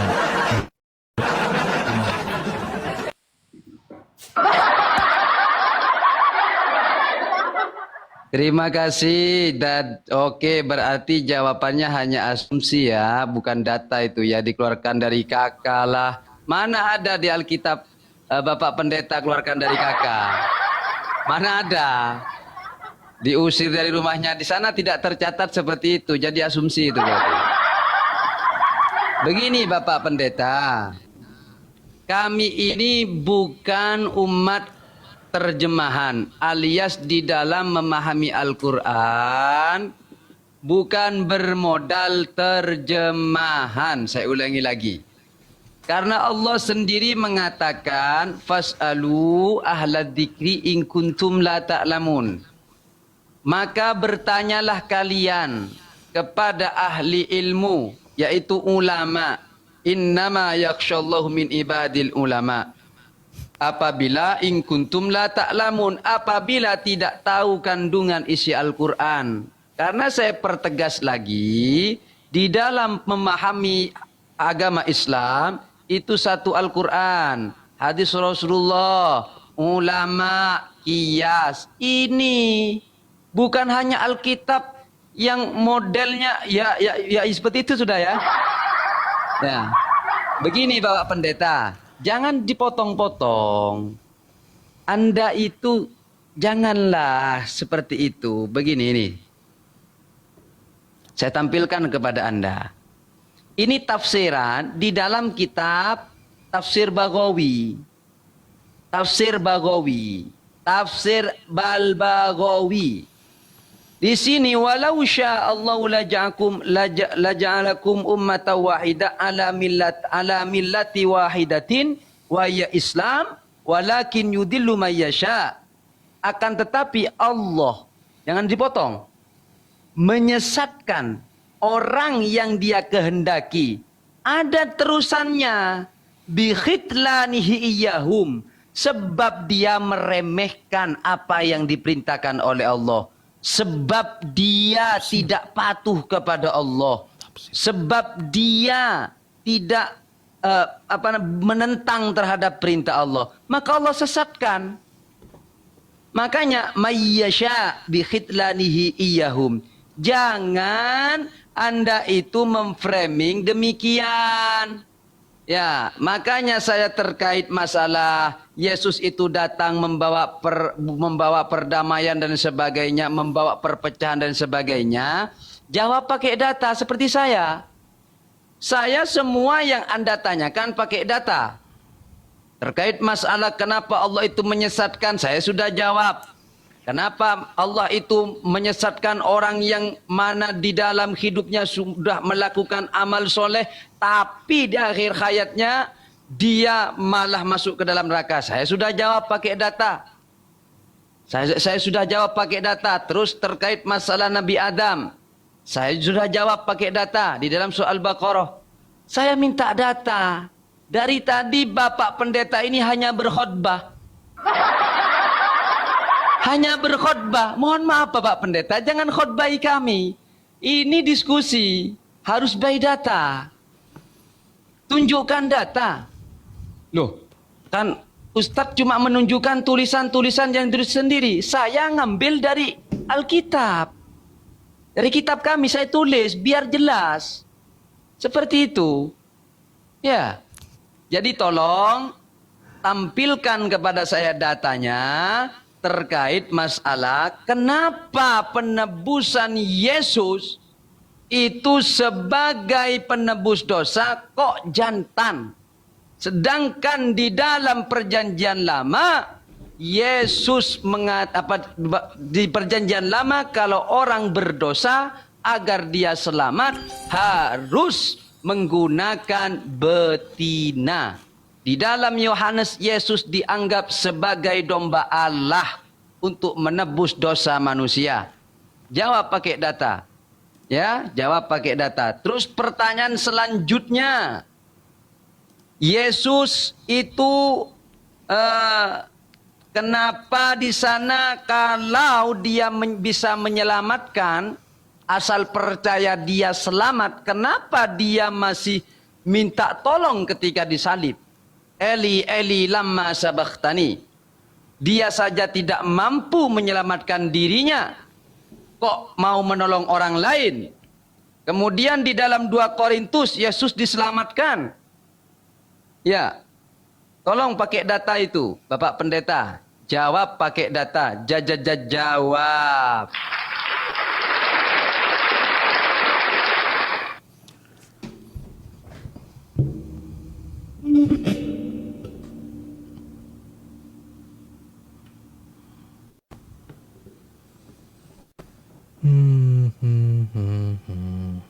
Oke. Teman-teman, inilah masalah yang terjadi kalau kamu dipaksa beriman terhadap Taurat, Zabur, dan Injil, tapi kamu tidak punya. Ini masalahnya. Ya, ini masalah yang terjadi. Maka saya harus luncurkan dulu helikopter untuk Ustadznya ini, teman-teman. Helikopter, helikopter. Parakoper. Ini serius, karena ada orang-orang yang dipaksa untuk beriman kepada Taurat, Zabur, dan Injil, tapi tidak punya sama sekali. Akhirnya yang terjadi itu begini, Ustadz. Saya sangat kecewa dengan cara diskusinya begini, teman-teman. Jadi sekarang sudah menyerang dengan banyak pertanyaan dan mengaburkan tadi satu inti pertanyaan saya, yaitu Adam makan buah kuldi tadi itu berdosa atau tidak itu? Ya, kalau berdosa, sementara itu sudah dituntut kepadanya harus terjadi. Jadi sebenarnya kehendak Allah ini dia kasih perintah jangan, tapi di satu sisi yang lain dia skenario kan supaya makan. Jangan kemana-mana dulu. Jangan kemana-mana dulu. Ya, nah maka itu tadi itu gimana teman-teman sekalian? Ya, nah ini supaya kita tahu bahwa sangkingnya tidak ada Taurat ini, jadi comot-comot ayat terlalu banyak. Ya, nah maka bagaimana teman-teman sekalian? Tolong dibaca dalam 2 Tawarik 29-21. 2 Tawarik, ya, pasal 29-21. Dia katakan itu selalu domba betina. Ini makanya teman-teman, harus memiliki dan beriman. Jangan hanya beriman tapi tidak punya. Saya bacakan. Teman-teman cek sendiri. Saya balik kamera nanti kusut ini, jaringan saya. 2 Tawarik 29-21. Mereka membawa 7 ekor lembu jantan, 7 ekor domba jantan, 7 ekor domba muda dan 7 ekor kambing jantan sebagai korban penghapus dosa. Aduh, ini repot kalau enggak punya nih. Ya, apa? Saya kasih kesempatan. Apa yang mau saya tanggap? Apa yang salah? Apa? Silakan ngomong.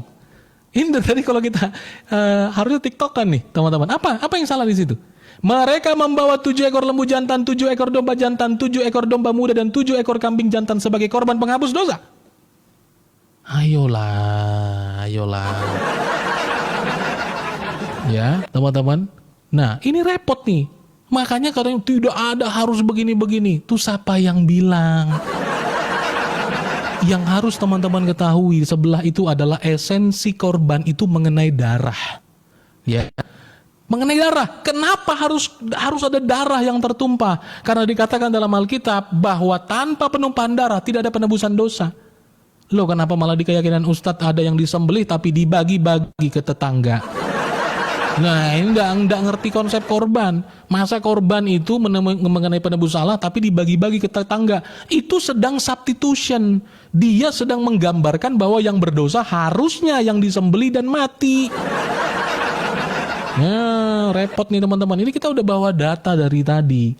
Ya, masalahnya teman-teman, yang menjadi masalah itu adalah pengelola datanya bisa atau tidak. Ya, pengelola datanya bisa atau tidak dicerna. Gitu loh maksud saya Ustadz ya. Itu tadi salah satu data yang saya sampaikan. Tadi Ustadz mengatakan bahwa jangan berkhotbah. Lo antum tadi bawa contoh Saifuddin Ibrahim. Ya, saya juga membawa contoh dalam realita. Orang yang terima Yesus, apa dia bisa diterima di tengah-tengah keluarganya? Ya, apa langsung dia bisa diterima? Apalagi keluarga Madura. Jangan kamu pulang, selesai sampean. Misalnya dia kerja di mana? Oh, pulang-pulang sudah Kristen. Wah, bahaya Ustaz. Masa enggak? Ya, Abang Pendi Aceh. Abang siapa lagi tuh teman-teman ya? Batu Akik siapa itu? Wah, dikejar-kejar dia sama satu keluarganya. Apakah ada perdamaian ketika Pak, Mak, saya sudah terima Yesus? Wah, gundul kamu. Pasti dikejar, Pak. Bahkan di dalam keyakinan Ustadz saja yang sudah keluar, yang sudah murtad, halal darahnya saudara. Itu gimana Ustadz? Saya sebenarnya tidak suka cara diskusi begini. Cuman Ustadz itu terlalu banyak membawa ayat-ayat yang tidak berkaitan. Tidak berkaitan sama sekali. Ya, mengenai keselamatan. Satu topik yang saya bawa, ya mungkin ini terakhir 2 kali putaran teman-teman ya. Karena sangat saya bingung dengan diskusi ini. Satu Sudah? saja tadi. Satu saja tadi. Masih ada waktunya. Lanjut. Jangan langsung ngomong dong Ustaz. Ya, tadi ke mute. Nah, makanya apa itu? Apa? Minta apa? Minta data. Loh, itu tadi Tawarik saya masa nggak dibaca? Nah, repot. Nah, silakan. Kejebak pendeta saudara. Oke, siapa yang bohong di sini saudara? Kita tunjukkan. Oke, kita tunjukkan saudara. Kita tunjukkan kepada orang 500.000 orang memandang. Ya, kita tunjukkan datanya. Perhatikan, inilah kebenaran. Terima lu, Ustaz. Ya, siap. Ini Bapak Pendeta. Saya berbicara ini pakai data semua Bapak Pendeta. Ini perhatikan. Di dalam Imamat 4:32, jika ia membawa seekor domba, Yesus dikaitkan sebagai domba di dalam Yohanes untuk menebus dosa. Sebagai persembahannya menjadi korban penghapus dosa, haruslah ia membawa seekor betina cetir. B-T-I-T-N-A, betina yang tidak bercela. Ini saudara. Jadi saya bukan omong-omong. Jadi kalau dikaitkan dengan Yesus datang ke dunia untuk menyelamatkan dosa-dosa manusia, sedangkan di Yohanes dikatakan Yesus diibaratkan domba Allah yang menebus dosa manusia, sedangkan di sini Bapak Pendeta, di Perjanjian Lama, Imamat 4:32, di sini jelas bahwasanya harus domba betina cetir. Betina Bapak Pendeta. Janganlah kau ngarang-ngarang Bapak Pendeta. Ya. Terus terkait masalah nyenggol-nyenggol, gimana umat Islam kok dia berbuat dosa malah menyembelih hewan dikasihkan ke tetangga. Pak, kami melakukan kurban itu atau akikah itu bukan untuk penebusan dosa. Kalau kami menebus dosa, yaitu tubu ilallah taubatan nasuha. Taubat kepada Allah. Bukan kita menyembelih hewan untuk menebus dosa kita, bukan. Itu namanya taqarruban ilallah. Mendekatkan diri kepada Allah. Ingat itu Bapak Pendeta. Bukan untuk menebus dosa Bapak Pendeta. Terus selanjutnya terkait masalah Yesus itu kok masih teriak-teriak di tiang salib, dia tidak selamat. Kenapa? Dia tidak bisa menyelamatkan dirinya sendiri. Gimana dia mau menyelamatkan orang lain? Dia tidak selamat. Bahkan dia teriak-teriak di tiang salib, Eli Eli lama sabachthani. Itu kan jelas Bapak Pendeta di Alkitab Anda. Jelas sekali terang menderang di dalam Bible. Terus kemudian Yesus masih diberi kekuatan oleh malaikat. Katanya Yesus itu bisa menyelamatkan, kok masih diberi kekuatan sama malaikat? Ya, coba tunjukkan kepada saya datanya. Oke, saya tunjukkan datanya di sini ya. Yesus itu diberi kekuatan oleh malaikat. Sebentar.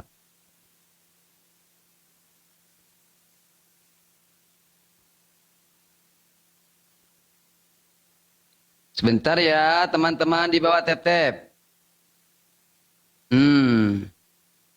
Di dalam Lukas 22, ini saya tampilkan datanya.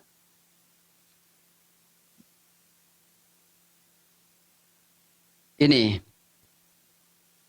Di dalam Lukas 22:43, maka seorang malaikat dari langit menampakkan diri kepadanya untuk memberikan kekuatan kepadanya. Berarti Yesus tidak selamat di sini. Ia sangat ketakutan dan makin bersungguh-sungguh berdoa. Peluhnya menjadi seperti titik-titik darah yang bertetesan ke tanah.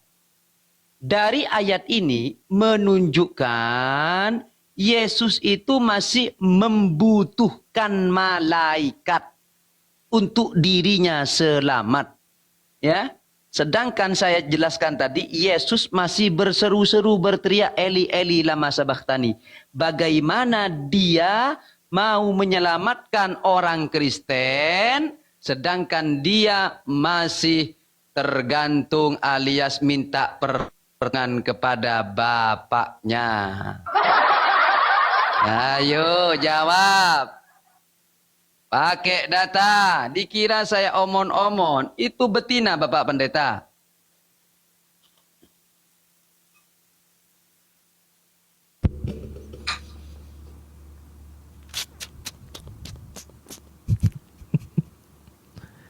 Satu kali lagi Bapak Pendeta, saya punya kewajiban. Kemudian apa?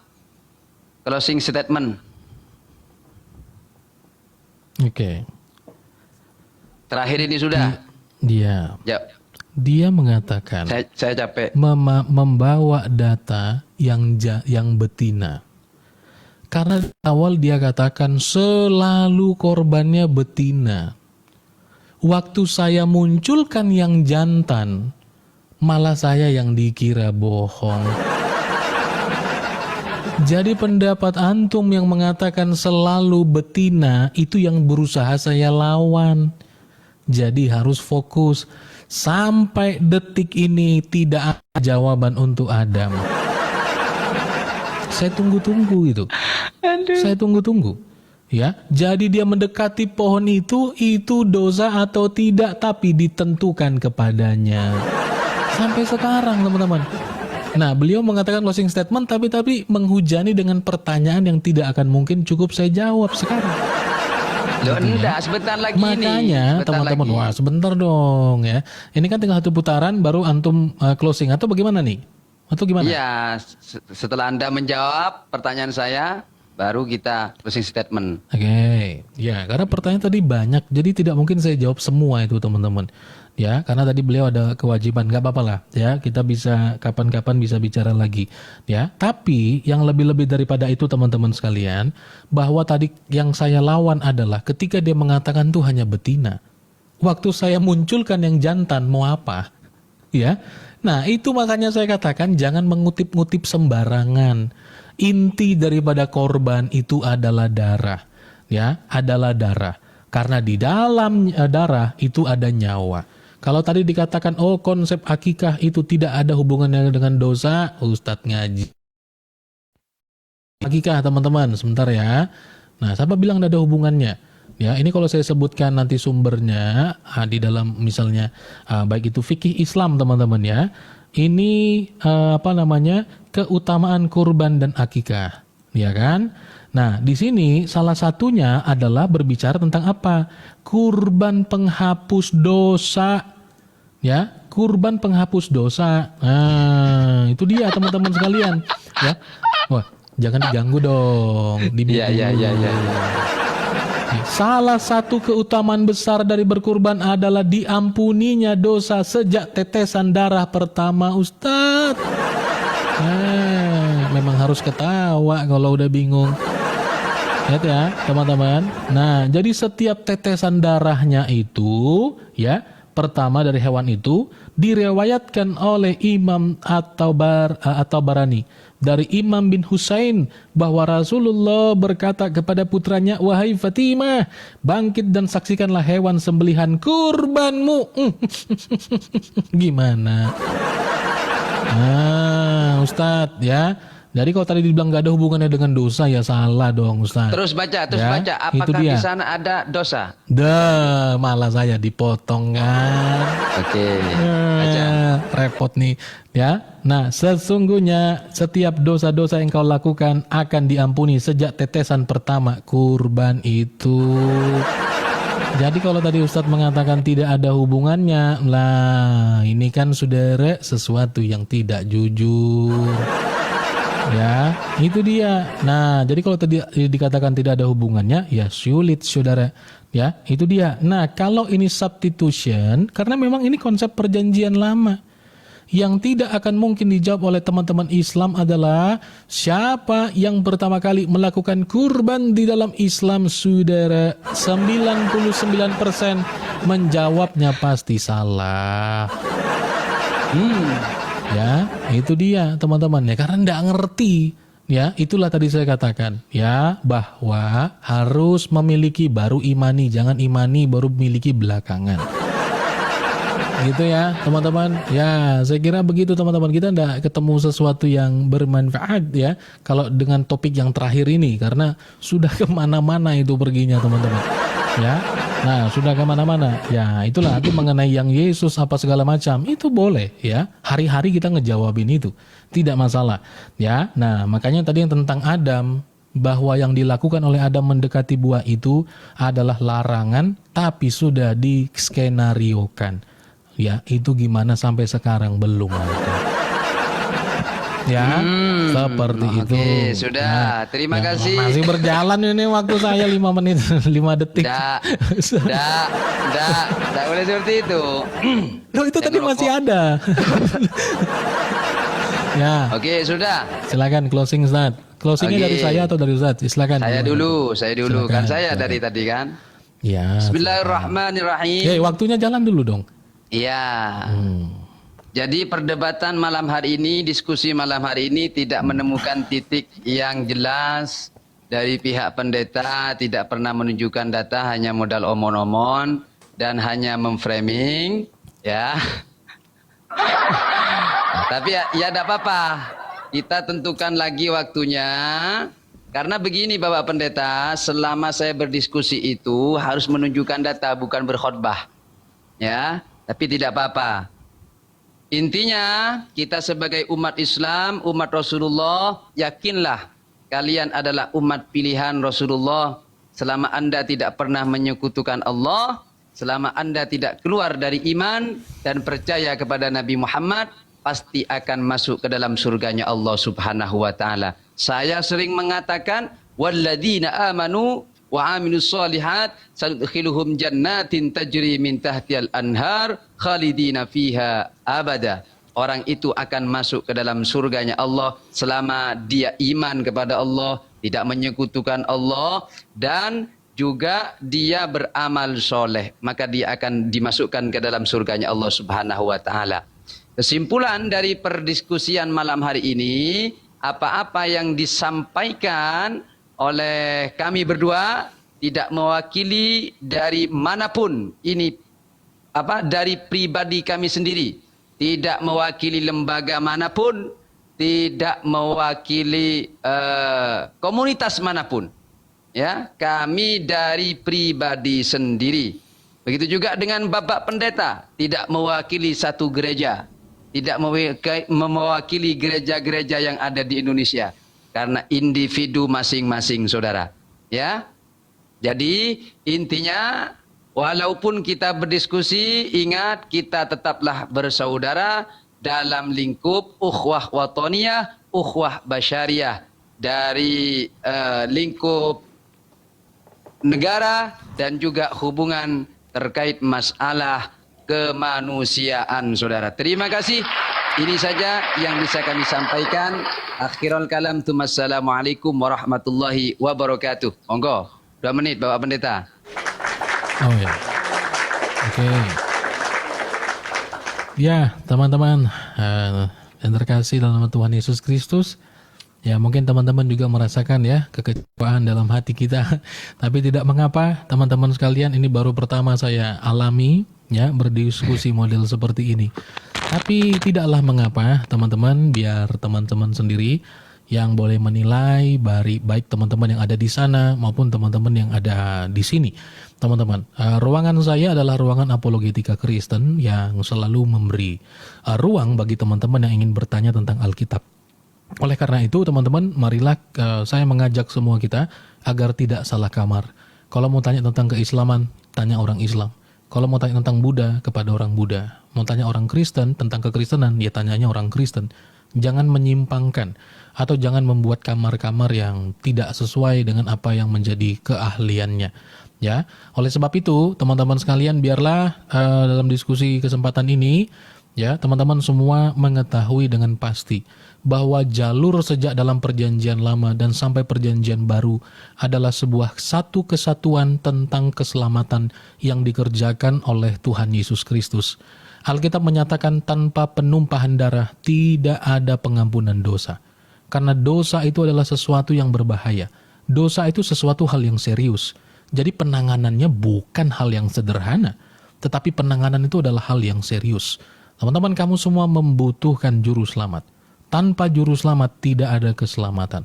Oleh karena itu teman-teman sekalian, Tuhan Yesus yang datang 2000 tahun yang lalu menjelaskan kepada kita semua bahwa ada korban keselamatan yang sudah datang, sudah ada, dan sudah dinyatakan kepada kita semua. Maka kita harus percaya. Kalau kita tidak percaya, maka kamu akan bertanggung jawab terhadap dosamu sendiri. Apa upah daripada dosa? Adalah maut. Maka kamu tidak akan mampu untuk menanggung itu. Kamu perlu memiliki juru selamat. Kamu perlu.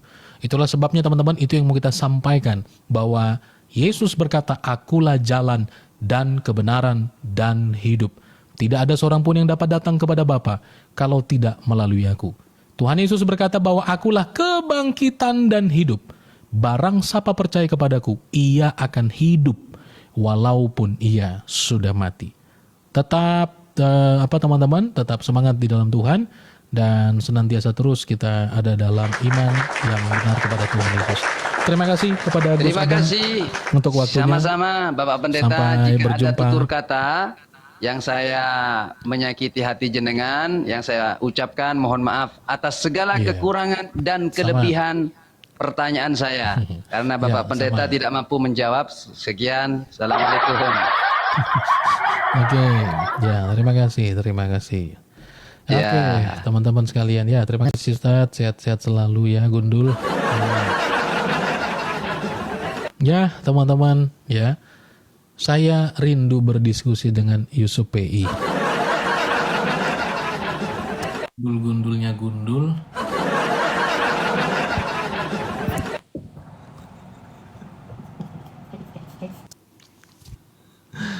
Aduh.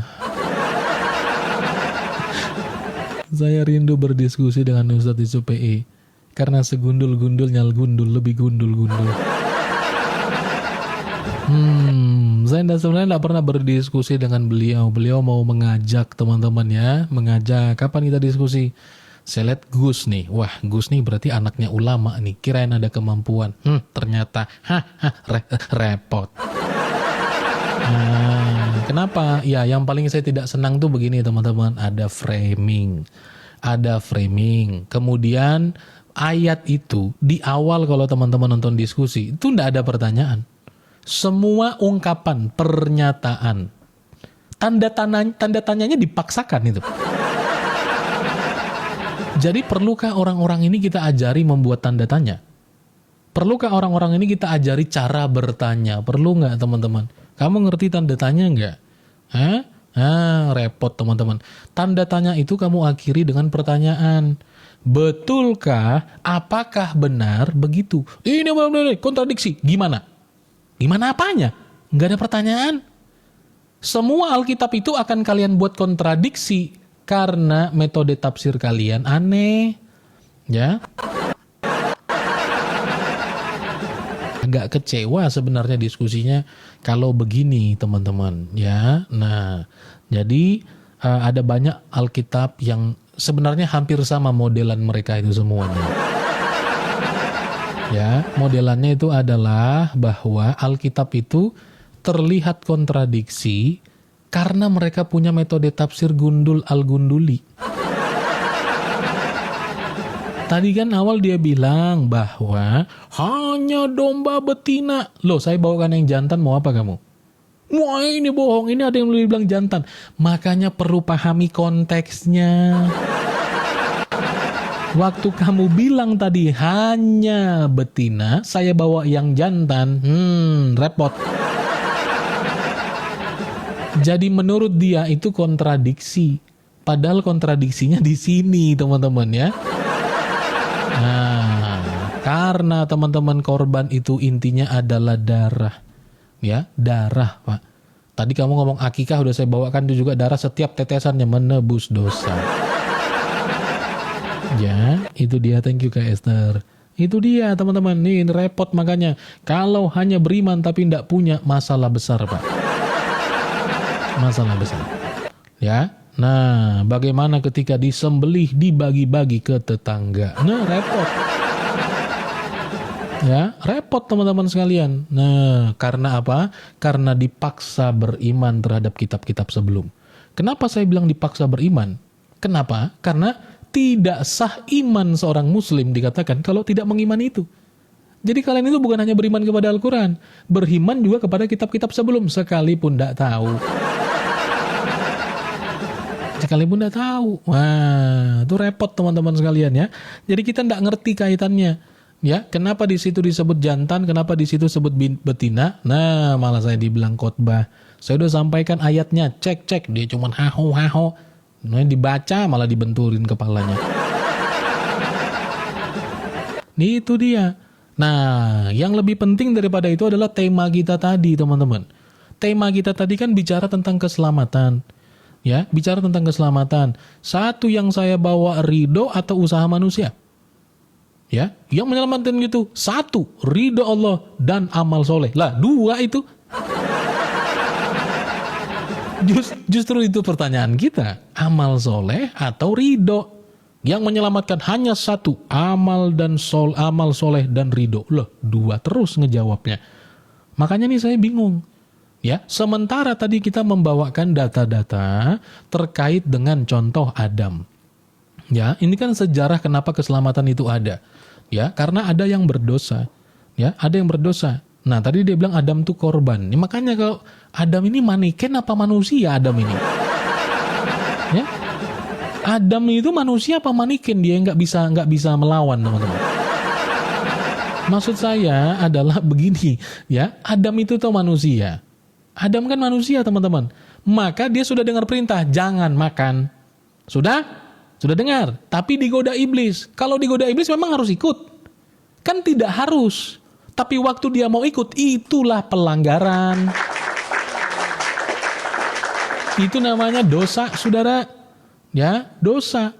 Maka ketika Adam dan Hawa itu didatangi ya oleh sang firman Allah, sang membra Elohim, bahwa Adam, lagi di mana kamu gundul?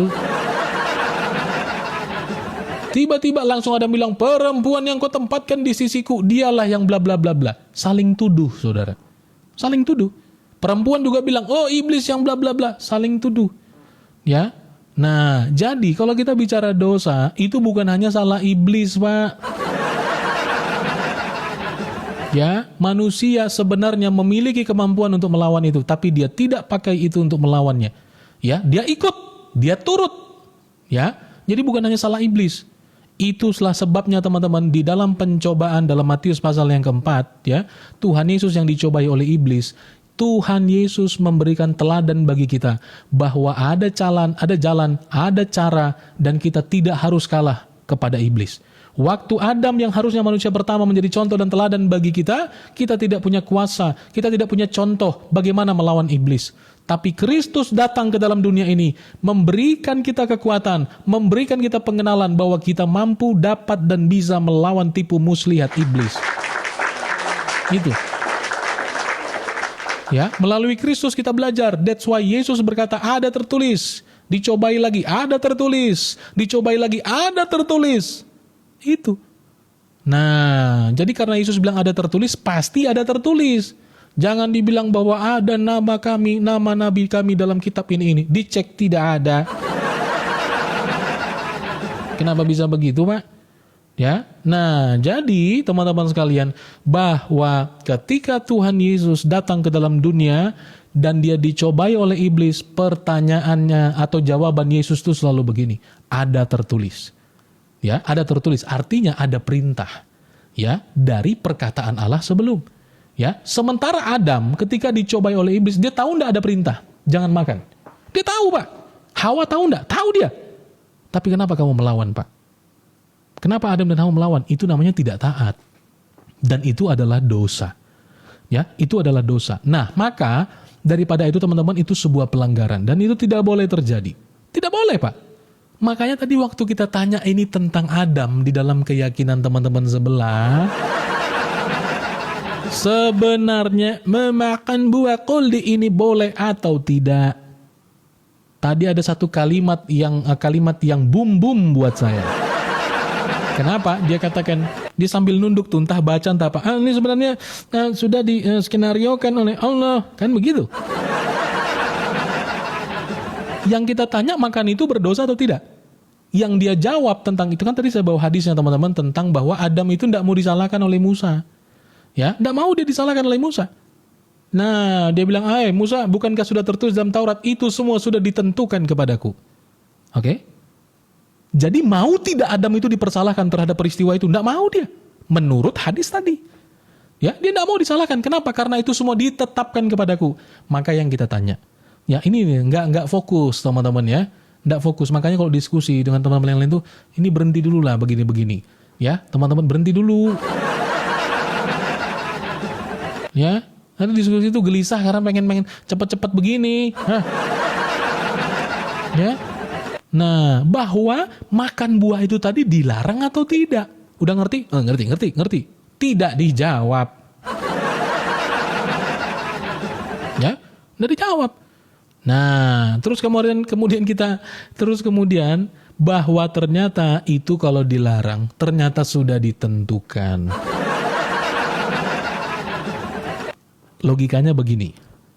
Berdosakah manusia kalau dia ditentukan untuk berdosa, tapi dia tidak mau berdosa? Apakah dia berdosa melawan takdir untuk berdosa? Telur gulung, pusing-pusing. Gimana itu teman-teman? Berdosakah manusia kalau dia ditakdirkan untuk berdosa, tapi dia tidak mau berdosa? Berdosakah dia melawan takdir berdosa? Helikopter. Gimana itu? Ya, itu tadi yang tidak dijawab teman-teman sekalian. Helikopter. Para. Iya. Nah, Shalom Bang Saksian Kristen. Shalom. Ya, aku cuma mau curhat sedikit. Aku tuh korban pertama Gus Adam Jen. Nah, tadi pas aku lihat Bang Jeki, PK sama dia diskusi, aku udah ngomong pasti pusing ini Bang Jeki, pasti pusing. Ternyata benar-benar pusing. Beneran Pak, beneran. Gitu. Aduh, bisa begitu. Mutar kemana-mana itu orang Bang. Nggak fokus ya. Iya betul. Sepusing-pusingnya sama PI masih pusing dengan Adam Jen. Helikopter. Para. Bener Bang, serius. Makanya saya tadi bilang kangen saya dengan Ustadz Yusuf PI. Karena ini kayak kacau sekali nih. Inilah debater selama PK banyak, inilah debater paling kacau yang pernah ada. Topiknya kesana kemari, pembahasannya nggak jelas. Aduh. Oke lah, Bang Jeki, aku cuma mau curhat ya Bang. Shalom ya, Tuhan Terima berkati. kasih Bang, Tuhan berkati Bang, sehat-sehat selalu. Tuhan berkati ya. Amin. Tuhan berkati. Terima kasih Bang sudah mampir ya. Puji Tuhan. Ya.